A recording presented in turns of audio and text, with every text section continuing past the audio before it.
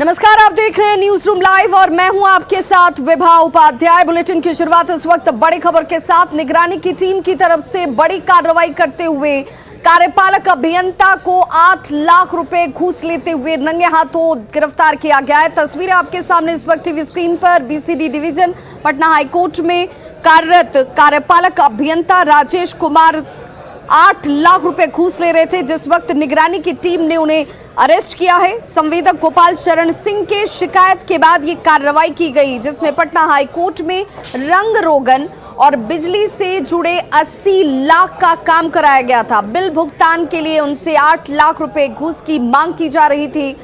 गोपाल चरण सिंह की शिकायत के बाद निगरानी की टीम ने छापेमारी की है। राजेश कुमार को गिरफ्तार किया गया है रंगे हाथों घूस लेते हुए। संवाददाता अमित कुमार की रिपोर्ट देखिए।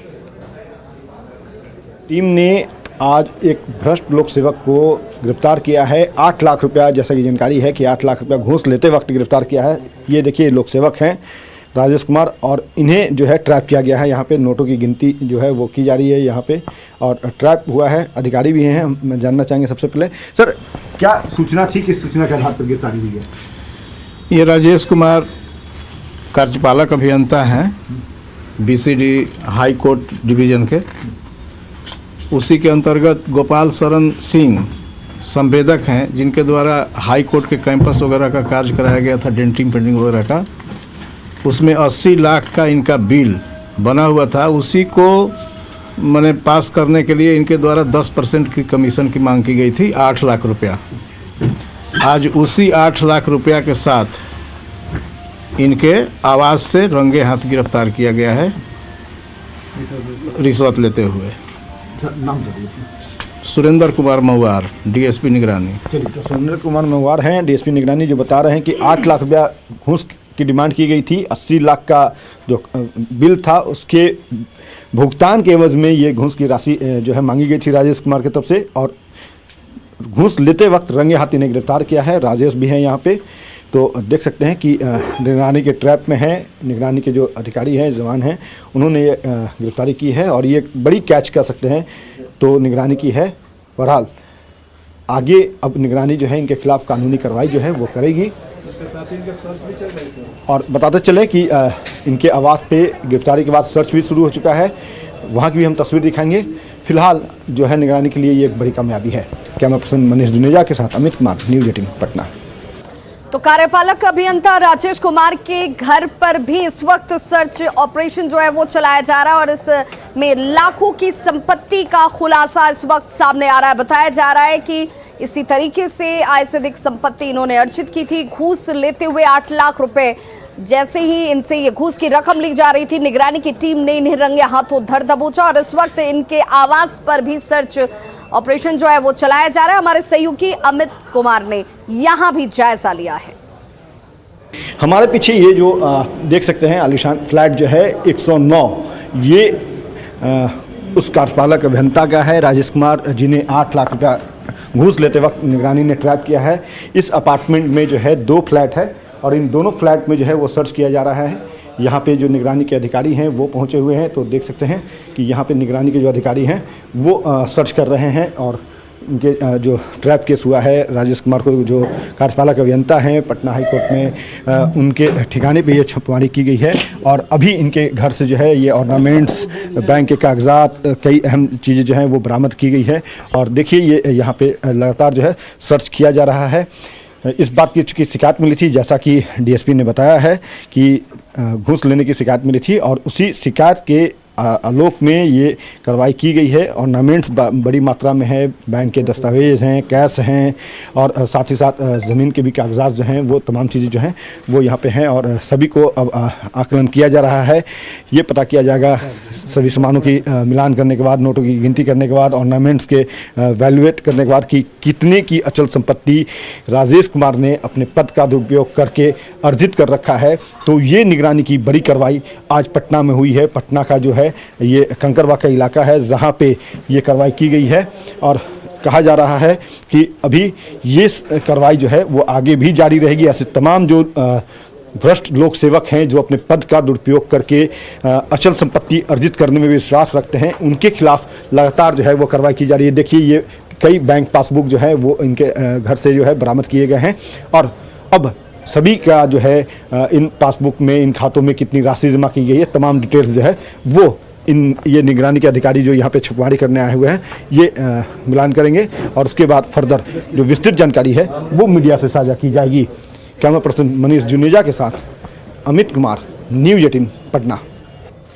और अगली खबर नरकटियागंज अनुमंडल क्षेत्र से, जहां पर भारत नेपाल बॉर्डर पर गांजा के खेप को बरामद किया गया है। बताई जा रही है कि 14 लाख रुपए के गांजा को जब्त किया गया है, जिसके साथ एक तस्कर की गिरफ्तारी भी संभव हुई है और इस वक्त इससे पूछताछ भी लगातार की जा रही है। आपको बताते चलें कि नरकटियागंज अनुमंडल क्षेत्र में ये कार्रवाई की गई। इंडो नेपाल बॉर्डर के नगरदेही BOP के पास कार्रवाई में ये सफलता हासिल हुई है। तस्कर नेपाल से बाइक पर 35 किलो गांजा लेकर आ रहा था, जिस दौरान इसे गिरफ्तार किया गया है।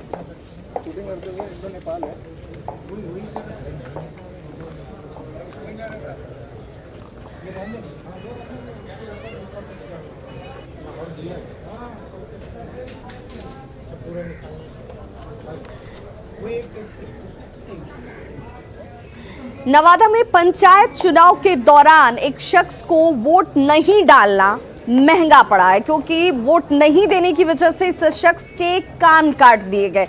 जी हां, ये आरोप जो है नवनिर्वाचित मुखिया के ऊपर लगा है। बताया जा रहा है कि वोट नहीं देने की वजह से नाराजगी जाहिर की जा रही थी और इस शख्स के कान को काट दिया गया। आरोप के बाद हालांकि अब कार्रवाई का इंतजार किया जा रहा है कि किस तरह की कार्रवाई जो है वो होने वाली है।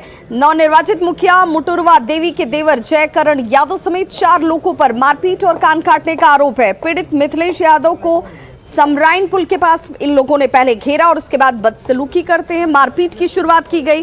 पीड़ित जाकिर गांव का रहने वाला बताया जा रहा है। फिलहाल पुलिस ने इसकी शिकायत पर मामला दर्ज कर लिया है। आरोपियों की तलाश की जा रही है। इधर पीड़ित को अस्पताल में भर्ती कराया गया है।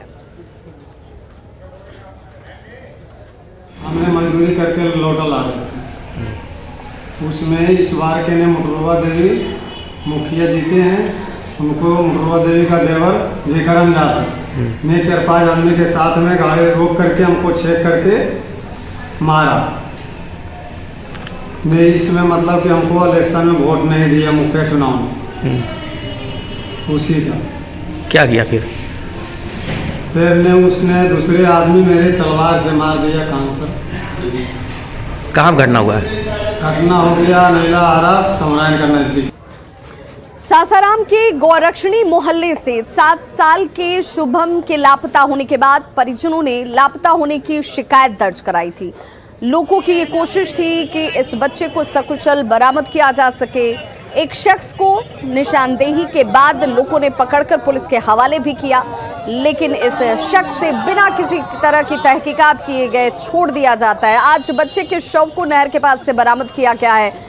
बताते चलें कि इसे लेकर परिजन और ग्रामीण जो है वो बेहद नाराज हैं। इनका कहना है कि पुलिस की तरफ से लापरवाही बरती गई, जिस वजह से बच्चे की मौत हो जाती है। शव मिलने के बाद नाराज लोगों ने प्रशासन के रवैये पर सवाल उठाते हुए पोस्ट ऑफिस चौराहे को जाम कर दिया। जमकर आगजनी की गई है, नाराजगी जाहिर की जा रही है। हालांकि पुलिस ये कह रही है कि जल्द से जल्द कार्रवाई करते हुए दोषियों को गिरफ्तार किया जाएगा।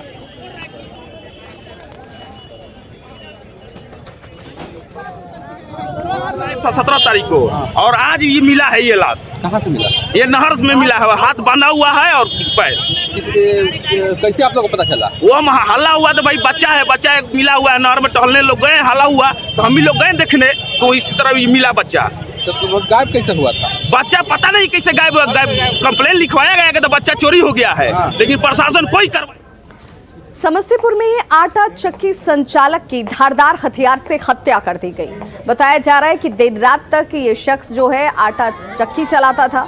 कल रात जब ये अपने घर वापस नहीं लौटा तो परिजनों ने इसकी खोजबीन शुरू की। शव को पुल के पास से बरामद किया गया है। अज्ञात अपराधियों के खिलाफ मामला दर्ज कर पुलिस अपनी तहकीकात में जुट गई है। नाराज लोगों ने इसे लेकर जमकर हंगामा किया, चक्का जाम कर आगजनी की गई है। लड़झा गांव की ये घटना है और आरोपियों की गिरफ्तारी की लगातार मांग की जा रही है। चला रहा था 4 साल से, वहीं जो है चक्की चला करके रात में नहीं आया तो इसको परिवार के लोग फोन किए तो उसके बाद फ़ोन पर रिसीव नहीं हुआ तो हिरने खोजने के लिए निकला तो देखा 1 बजे रात में इसका लाश पड़ा हुआ था। धारदार हथियार से कटा हुआ सर है। अच्छा, कहाँ पे चक्की चलाता था? सखवा में, सखवा चौक के पास ना? चौक के पास। नालंदा जिला के अंतर्राष्ट्रीय पर्यटन स्थल राजगीर में लोगों की जान के साथ कैसे रेलवे की तरफ से लापरवाही बरती जा रही है। बिजली विभाग भी इसे लेकर लापरवाह बना हुआ है क्योंकि लोगों की जान सांसत में फंसी हुई है। मुख्य गली और चौराहे पर बीच में ट्रांसफार्मर लगा दिया गया। बिजली के तार यहां पर झूलते हुए आपको तस्वीरों में नजर आ जाएंगे और इसे लेकर लोगों ने कई बार शिकायत भी की लेकिन कोई सुनने को तैयार नहीं है। इस वक्त आपके टीवी स्क्रीन पर जो तस्वीर है वो नालंदा जिला के अंतर्राष्ट्रीय पर्यटन स्थल राजगीर रेलवे स्टेशन के पास की है, जहां पर रेलवे विभाग स्थानीय लोगों की जान के साथ खिलवाड़ कर रहा है। रेलवे की ओर से गली के मुख्य रास्ते के किनारे ही जमीन पर बिजली का ट्रांसफार्मर लगा दिया गया। बिजली प्रभावित यहाँ से बिजली के तार के गुजरने की वजह से छोटे बच्चे से लेकर बड़े लोग जो हैं वो डर के साए में जी रहे हैं। हमारे सहयोगी अभिषेक कुमार की रिपोर्ट देखिए। मौजूद है नालंदा जिले के राजगीर रेलवे स्टेशन पर, जहां आप देख सकते हैं कि जो पॉश इलाका है और घनी आबादी है, जहां पर रेलवे का एक बड़ा लापरवाही सामने आई है। देख सकते हैं कि जो मेरे पीछे है ये रेलवे के द्वारा लगाई गई ट्रांसफार्मर है और ये 500 kV का है, जहां ज़मीन पर रखी हुई है और खुले स्थान पर बिजली ट्रांसफार्मर रखकर बिजली प्रवाहित कर रहे हैं। तो देख सकते हैं कि इस तरह से बिना घेराबंदी किए हुए, बिना किसी तरह की सुरक्षा व्यवस्था किए हुए है बिजली सप्लाई तो कर दिए हैं, लेकिन अभी तक इसे घेराबंदी नहीं किए हैं। छोटे छोटे बच्चे इसी गली से प्रतिदिन आवागमन करते हैं, लेकिन उनमें डर बना रहता है कि कब बच्चा बिजली ट्रांसफार्मर को पकड़ ले और वह करंट के चपेट में आ जाए। तो एक तरह से कहा जाए तो रेलवे जिस तरह से असावधानी बरत रही है, लापरवाही बरतने का काम कर रही है, उससे लोगों को खतरा बना हुआ है। यहाँ पर जानते हैं कुछ ग्रामीणों से क्या परेशानी है और क्या, ये बताइए क्या परेशानी आप लोग को हो रही है, क्या शिकायत करने के बाद क्या कार्रवाई हुई है? सर, परेशानी तो यह है कि खुले गली के बाद में और खुला ही स्थान पर ट्रांसफार्मर है, इसमें विद्युत प्रवाहित हर समय रहता है और हमारे छोटे छोटे बच्चे क्या, हम लोग भी आते जाते हैं तो कभी कभार डर मन में लगा रहता है। जैसे कि अचानक बारिश वगैरह हो जाती है तो लगता है कि हम लोग को भी कुछ डर बना हुआ रहता है। इसकी शिकायत हमने की भी, लेकिन इसका कोई निदान नहीं निकल पाया। और एक बीच रास्ते में भी ट्रांसफार्मर है जिसका भी हटाने के लिए हम लोगों ने प्रयास किया, शिकायत भी दर्ज की, लेकिन उसकी भी कोई रिपोर्ट अभी तक नहीं आ पाई। यहाँ पर और हम महिला ग्रामीण हैं, उनसे भी जानते हैं क्या परेशानी। ये बताइए क्या परेशानी आप लोग को हो रहा है? सर, इसको हम लोग चाहते हैं कि या तो इसमें दीवार बना दिया जाए या फिर कुछ जाली लगा के सेपरेट कर दिया जाए ताकि बच्चों को आने जाने में दिक्कत ना हो सके। तो क्या जिस तरह से आपके छोटे छोटे बच्चे हैं, आप लोग को यहाँ से गुजरते हैं तो डर बना रहता है? हाँ, डर तो रहता है। बहुत छोटे छोटे बच्चे हैं यहाँ, तो काफ़ी बच्चे हैं, छोटे स्कूल डेली जाते हैं, यहीं पे खेलते भी हैं क्योंकि रास्ता है तो इससे डर रहता है। खेलने के समय अगर पकड़ लेगा कोई पकड़ लेगा तो करंट आ जाएगा, तो इसलिए अगर जाली लगा रहेगा या फिर दीवार रहेगी तो सेपरेट रहेगा, बच्चे उससे सुरक्षित रहेंगे। तो देख सकते हैं कि जिस तरह से ग्रामीणों का भी साफ शिकायत है कि रेलवे को कई बार शिकायत की है कि इस घेराबंदी कराएं, लेकिन वो सुरक्षित करने के बजाय इसे असावधानी एक तरह से खुले तौर पर छोड़ दिया है। नालंदा से न्यूज़ 18 के लिए अभिषेक कुमार। खबर मुंगेर जिले से, जहां पर ट्रैफिक पुलिस अब बॉडी वॉर्न कैमरे से लैस हो जाएगी। जी हां, पूरे जिले में इस तरह की कोशिश की जा रही है ताकि चालान काटने से लेकर ट्रैफिक नियमों का पालन का उल्लंघन न करने वाले लोगों की तस्वीरों को इसमें कैद किया जा सकेगा। और इस पूरे व्यवस्था को लेकर हमारे सहयोगी अरुण शर्मा ने जायजा लिया है। क्या तस्वीर है, आप भी देखिए।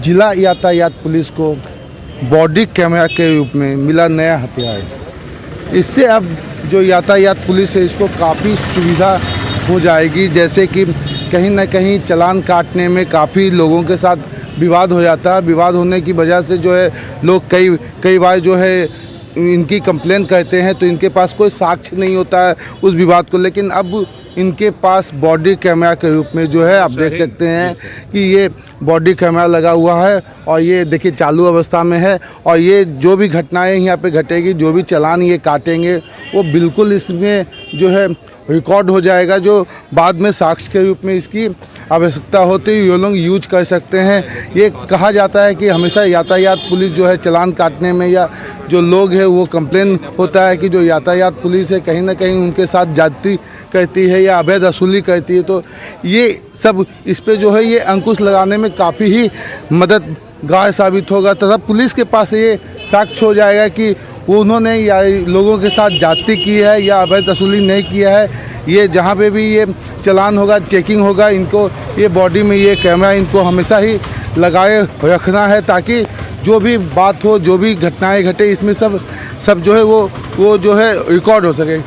क्या बेनिफिट है सर इस कैमरा से? देखिए, प्रत्यक्ष रूप में वाहन जांच के क्रम में साफ सुथरा एकदम नज़र आएगा कि मैं जो बोल रहा हूँ, जिसका फाइन काट रहा हूँ, अगला क्या आदमी बोल रहा है, जुर्माना देना नहीं चाहता है, हम पर कोई आरोप लगा रहा है, वो साफ सुथरा रिकॉर्ड दिखेगा।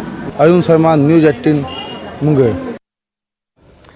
खबर कटिहार से, जहां पर कोर्ट परिसर में शराब की खाली बोतलें मिलने के वायरल वीडियो के बाद अब अधिकारी जो हैं वो हरकत में आ गए हैं।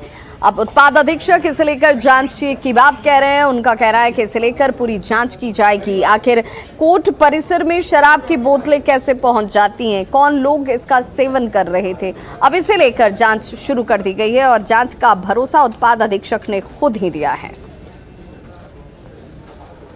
भेजा गया था कि खाली बॉटल्स हैं कूड़े के ढेर में। हमने अपने पदाधिकारी को निर्देशित किया है कि वह इसकी जांच कर लें। उत्पाद विभाग द्वारा संपूर्ण जिला में लगातार छापेमारी की कार्रवाई की जा रही है और जितने भी सार्थक प्रयास है मद्य निषेध के, सभी कार्रवाई पूरी की जा रही है। पदाधिकारी निर्देशित और जाँच करके प्रतिवेदन दें, आगे की कार्रवाई हम उसके बाद करेंगे। गिरिडीह के जमुआ में एक दिल दहला देने वाली तस्वीर सामने आई, जहां पर जंगल से महिला का अधजला शव बरामद किया गया है। शव इस कदर बुरी तरह से जल चुका है कि पहचान में भी काफी परेशानी आ रही है। आपको बता दें कि महिला के शव की बरामदगी के बाद इलाके के लोगों में भी दहशत का माहौल देखा गया। इस वक्त गिरिडीह के जमुआ थाना क्षेत्र की यह खबर, जहां पर श्यामडी जंगल से महिला का जला शव बरामद किया गया। महिला का शव बुरी तरह से जला हुआ है। शव की सूचना पर पुलिस यहां पर पहुंची और मामले की जांच में जुट गई है। घटनास्थल पर खाने के पत्तल, पानी की बोतलें और दूसरे सामान भी मिले हैं। बताया जा रहा है, आशंका ये जाहिर की जा रही है कि रात को यहां पर पार्टी की गई, महिला को यहां पर फुसलाकर जंगल तक लाया गया और उसके बाद उसकी हत्या कर शव को आग के हवाले कर दिया गया होगा।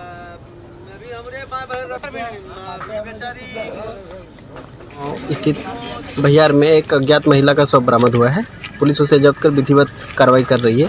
जल्द ही दोषियों तक पहुंचकर उन्हें सजा दिलाने का कार्य करेगी। मुझे यहाँ के जो मवेशी लोग चराते हैं तो मुझे फ़ोन, चूँकि मैं मुखिया पति विष्णु एन वर्मा हूँ और जंगल में चराते हैं गाय वगैरह, मवेशी वगैरह, वो मुझे फ़ोन किया कि ऐसा बात है मुखिया जी, यहाँ पे ऐसा लाश पड़ा हुआ है। हमने बड़ा को फ़ोन किया कि ऐसा बात है, हमारा झारखंड के बगल में तो लेडीज़ का लाश पता चला है, तो ज़रा सा मैंने यहाँ पे इंक्वायरी किया जाए। तो फिर वो पता चला, बड़ा फिर भेजे, फर्श की गाड़ी आई जो गश्ती करते थे वो। इसके बाद फिर सभी लोग यहाँ पे गांव ग्राम के लोग जुटे, हम लोग आसपास के लोगों को खबर दिया, परंतु कुछ पता नहीं चल रहा है, पता नहीं कहाँ का लाश है इसमें। बोकारो के सीसीएल के कथारा क्षेत्र में जारंगडीह खदान की बात करें या फिर रेलवे साइटिंग की बात करें, यहां पर अपराधियों ने कल देर रात अंधाधुंध फायरिंग की है और इस फायरिंग के बाद से यहां काम करने वाले मजदूर जो हैं वो दहशत के साए में जी रहे हैं। सुरक्षा की लगातार मांग की जा रही है। इस वक्त तस्वीरें जो आप देख रहे हैं, ये बोकारो के सीसीएल कथारा क्षेत्र के जारंगडीह खुली खदान और रेलवे साइटिंग की। बोकारो एसपी चंदन झा ने हालांकि कहा है कि अपराधियों की गिरफ्तारी जल्द होगी। घटना की उन्होंने पुष्टि करते हुए कहा कि सोमवार की रात बाइक सवार 9 वर्दीधारी अपराधी जो हैं कथारा क्षेत्र के जारंगडीह खुली खदान में पहुंचे थे। ये सभी हथियारों से लैस थे। वर्दीधारियों ने खुले खदान में पोस्टर तक चिपकाया है और कर्मियों को धमकाया, डराया गया है। खड़े वाहनों के शीशे पर फायरिंग की गई। अपराधियों ने वहां मौजूद कर्मचारियों के साथ गाली गलौज तक की है। वर्दीधारियों के पोस्टर चिपकाकर रैयतों को जमीन के बदले उचित मुआवजा देने की बात कही गई है। आपको बताते चलें कि पोस्टर उत्तरी छोटा नागपुर जोनल कमेटी न्यू सशक्त पीपल्स मोर्चा के नाम से चिपकाया गया है।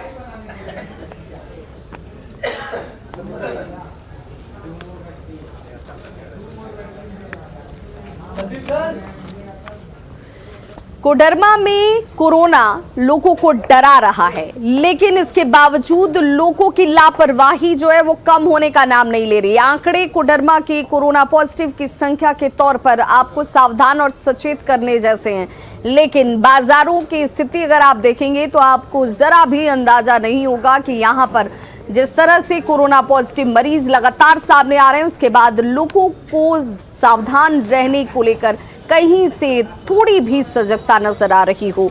बेखबर यहाँ पर लोग बने हुए हैं, सोशल डिस्टेंसिंग का ख्याल नहीं रखा जा रहा है, किसी के चेहरे पर आपको मास्क नजर नहीं आएगी। बाजार का जायजा लिया न्यूज़ 18 संवाददाता रितेश लोहानी ने।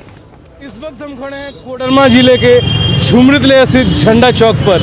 ये वही जगह है जहां पूरे कोडरमा जिले के लोग बाजार करने आते हैं, या यूं कहें कि पूरी कोडरमा जिले की भीड़ इसी बाजार में लगती है। तस्वीरों के माध्यम से आप साफ देख सकते हैं कि लोग यहां पर सुबह सुबह ही बाजार करने निकल चुके हैं। ये भीड़ साफ बता रही है कि लोग यहां पर पहुंचते हैं बाजार करने। लेकिन चौंकाने वाली बात यह है कि पिछले दिनों की संक्रमितों की आंकड़ा देखें तो कोरोना संक्रमित लगभग 7 दिनों में 180 तक पहुंच चुके हैं। वहीं कल का आंकड़ा बताया जाए तो 63 लोग संक्रमित पाए गए हैं। और आप ये तस्वीर काफ़ी है आपको बताने के लिए कि लोग कितने लापरवाह या यूं कहें कि बेपरवाह दिख रहे हैं कोरोना के प्रति। चेहरे पर से मास्क गायब है, वहीं सोशल डिस्टेंसिंग में बिल्कुल नदारत दिख रही है। लोग यहाँ बाजार करने के लिए पूरे कोडरमा जिला से एकत्रित होते हैं। और मैं बता दूं कि जितनी जिम्मेवारी जिला प्रशासन की बनती है उतनी ही जिम्मेदारी हमारे कोडरमा के लोगों को भी होनी चाहिए, खुद को जागरूक करने के लिए, ताकि कोडरमा की इस बढ़ती रफ्तार पे ब्रेक लगाया जा सके। कोडरमा से रितेश लोहानी, न्यूज़ 18। और बात मैथिली साहित्य की, जिस साहित्य से आम लोगों को जोड़ने के मकसद से 1990 से ही सगर राती दीप जरय कार्यक्रम की शुरुआत की गई थी। इसी को लेकर 107वां सगर राती दीप जरय कार्यक्रम का आयोजन किया गया, जिसमें मैथिली साहित्य के 150 से अधिक कलाकार, साहित्यकार, कथाकार और कवि शामिल हुए। खुशी है जे सगर रे दीप जरे के कार्यक्रम जे 1990 से शुरू भेले, प्रभास कुमार चौधरी के से पहिल कार्यक्रम भेले से आइ एकर जे छै से 30 वर्ष से बेसी भ गेले और 107म कार्यक्रम एठाम भ रहल छै से समाज संगे बदलाव के एकदम प्रतीक छै। एकर उद्देश्य से भाषा साहित्य बीच एकटा आंदोलन, एकटा जागरण पसारब। हमरा बुझाइए जे दौड़ में लोकप्रिय भ रहलैए। मैथिली कथा के विकास सब क्षेत्र में, सब टोल में, जनगण में पसर रहे हैं। यह एक उद्देश्य छले। सगर रात दीप जरे कथा गोष्ठी के माध्यम से ये एक बड़ा माहौल बना है कि सर्वहारा वर्ग के लोग, बहुत स्पष्ट रूप से मैं कहूँ तो गैर मैथिल वर्ग के लोग मैथिली साहित्य से जुड़े हैं और मैथिली साहित्य में नए नए विषयों का, नए नए अंतर्वस्तु का, नए नए कंटेंट्स का इंटरेंस हो रहा है। तो न्यूज़ 18 पर खबरों का सिलसिला लगातार जारी है, लेकिन चलते चलते आप देखिए क्रिप्टो की समझ।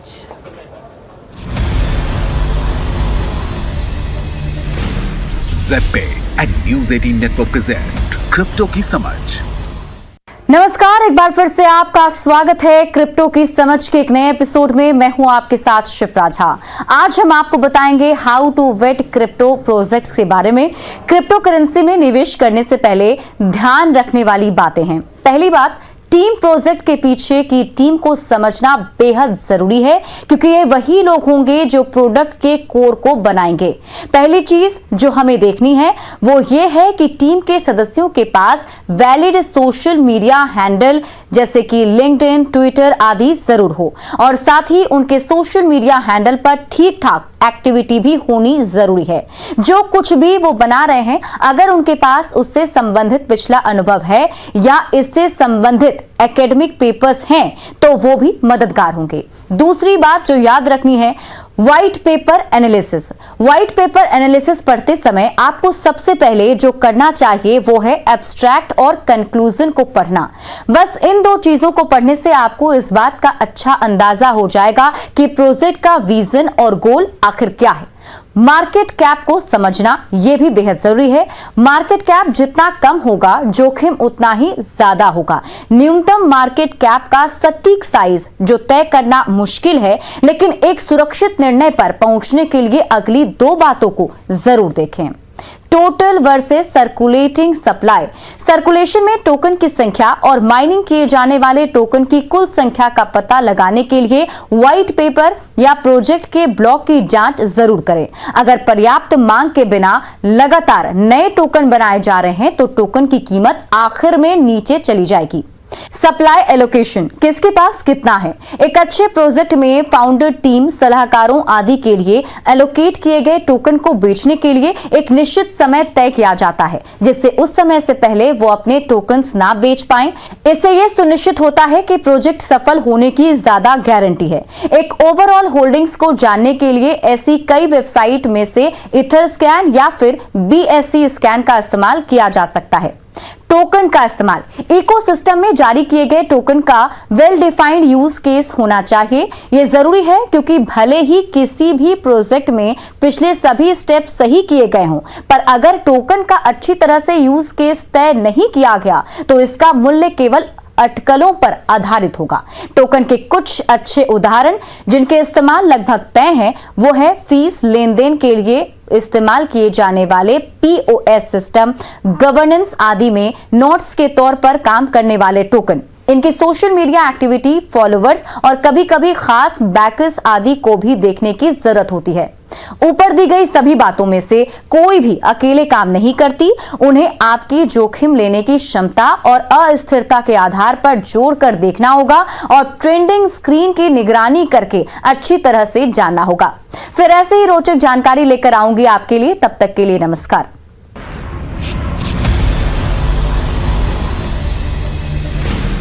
ZPay and News 18 network present crypto की समझ।